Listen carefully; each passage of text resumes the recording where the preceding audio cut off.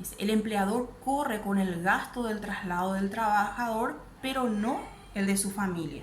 Entonces solamente el del trabajador en sí, pero no el de su familia. El artículo 56 del Código Laboral nos dice que el empleador estará obligado a pagar al trabajador los gastos de traslado de ida y vuelta, si para prestar servicios lo hizo cambiar de su residencia, ¿verdad? Y la misma obligación existirá para el empleador que haya requerido los servicios de un trabajador residente en un lugar distinto a aquel en que se debería prestar los servicios cuando el contrato no llegase a celebrar. Si se precisa que se realice un trabajo en Ciudad del Este y el traslado va a ser de Asunción a Ciudad del Este, el empleador debe correr con esos gastos.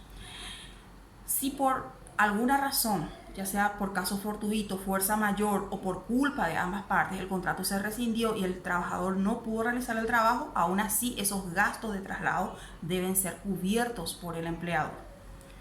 Si el trabajador prefiere a la terminación del contrato radicarse en otro punto, el empleador le costeará su traslado hasta la concurrencia de los gastos que demandaría su regreso al lugar donde residía anteriormente.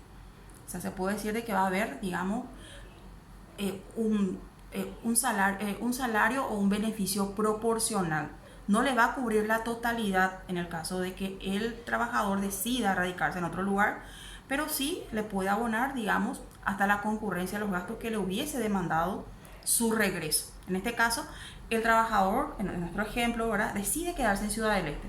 Entonces, ¿qué va a hacer el empleador? Le va a pagar toda la suma que le hubiese correspondido si el trabajador hubiese retornado a Asunción. El empleador quedará exento de esta obligación cuando la terminación del contrato se deba a la voluntad o culpa del trabajador.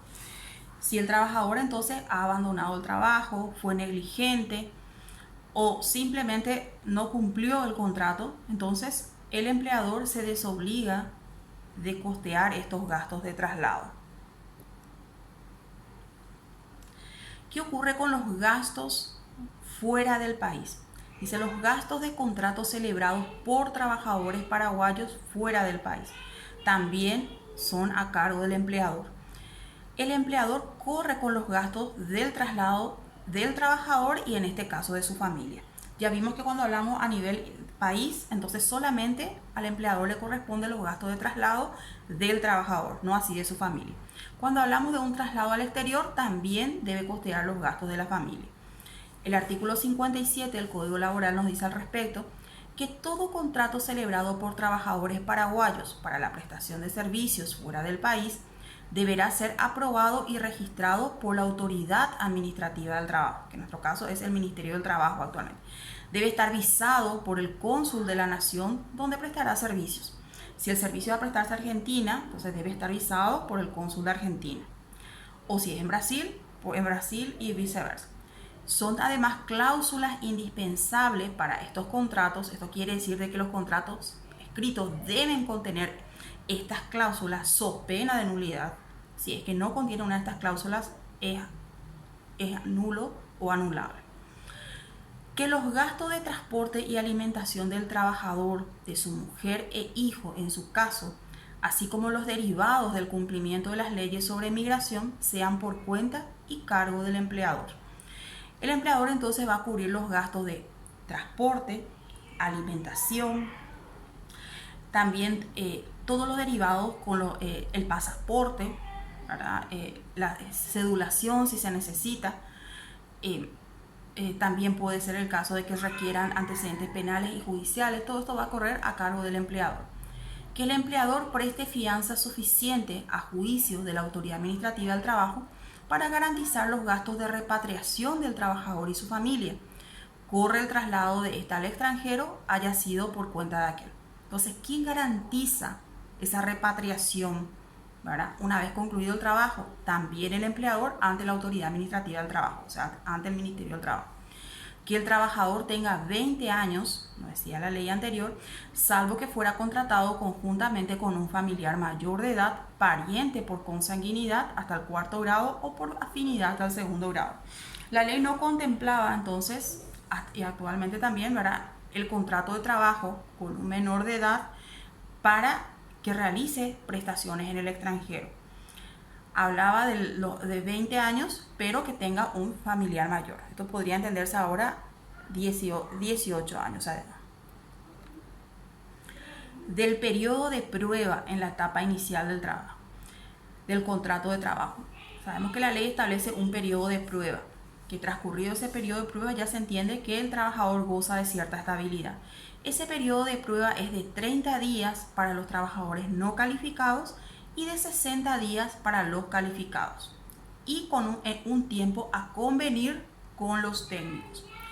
La función que cumple para el trabajador es la de observar el trabajo y la del empleador determinar la aptitud del nuevo trabajador para el trabajo a desarrollar.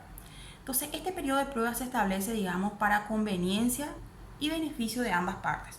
Por parte del empleador, para evaluar las cualidades, la idoneidad, la experiencia, el conocimiento del trabajador, y para el trabajador para saber si se siente a gusto con las condiciones del trabajo, con el salario, con el ambiente, etc. Los efectos son al término del contrato. Si continúa la relación laboral, el contrato queda definitivo. Si se renueva el contrato, la antigüedad correrá a partir del día del inicio de las labores por el nuevo contrato. Entonces, termina el plazo, ya sea de 30 o de 60 días, y se entiende que el contrato de trabajo es definitivo.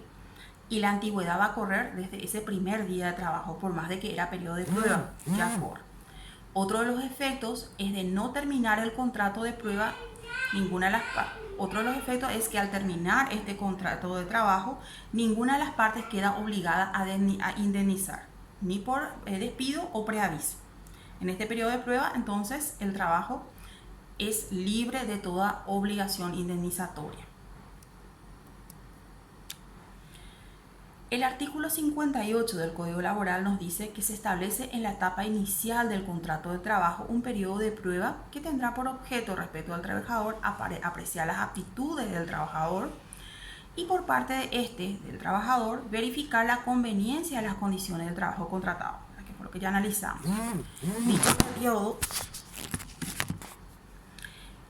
Dicho periodo tendrá como máximo la siguiente duración, que ya vimos, de 30 días para el personal doméstico y trabajadores no calificados, 60 días para trabajadores calificados y también para los aprendices, que son los aprendices los que están, digamos, siendo contratados para aprender un arte o un oficio. Tratándose de trabajadores técnicos altamente especializados, las partes podrán convenir un periodo distinto al anterior conforme a las modalidades del contrato del trabajo. El periodo de prueba será remunerado de acuerdo con lo estipulado en el contrato respectivo, y si al término de aquel ninguno de los contratantes manifiesta su voluntad expresa de dar por terminado el contrato de trabajo, este continuará vigente en la forma convenida, debiendo computarse el periodo de prueba a los efectos legales. Entonces ya se entiende que ese contrato de prueba celebrado ya va a ser el contrato definitivo si ninguna de las partes manifiesta expresamente su voluntad de rescindir el contrato o dejar de trabajar. En caso de celebrarse un nuevo contrato entre los mismos contratantes y para la misma clase de trabajo, no regirá el periodo de prueba. Entonces, si simplemente se va a celebrar un nuevo contrato, entonces se entiende que el periodo de prueba no rigió.